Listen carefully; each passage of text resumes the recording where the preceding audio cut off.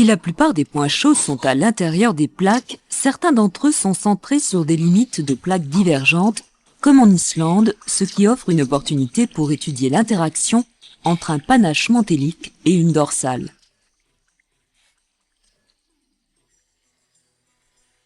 La présence d'un panache sous l'Islande est clairement établie par la tomographie qui visualise un conduit de manteau plus chaud, en rouge, d'environ 300 km de diamètre et visible jusqu'à plus de 400 km de profondeur.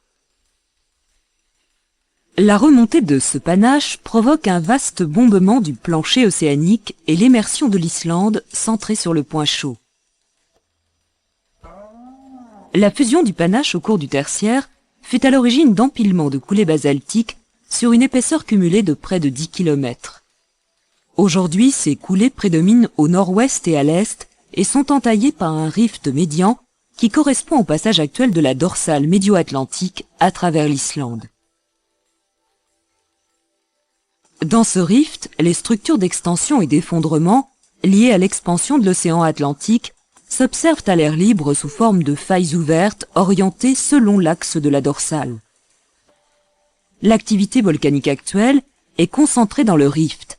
Ainsi, lors du récent épisode éruptif de 1975 à 1984, l'ouverture d'un réseau de fissures et les coulées basaltiques associées furent le témoin d'une phase exceptionnelle du fonctionnement de la dorsale, puisqu'une extension horizontale de 9 mètres a été enregistrée durant cette période, ce qui est 50 fois supérieur à la moyenne.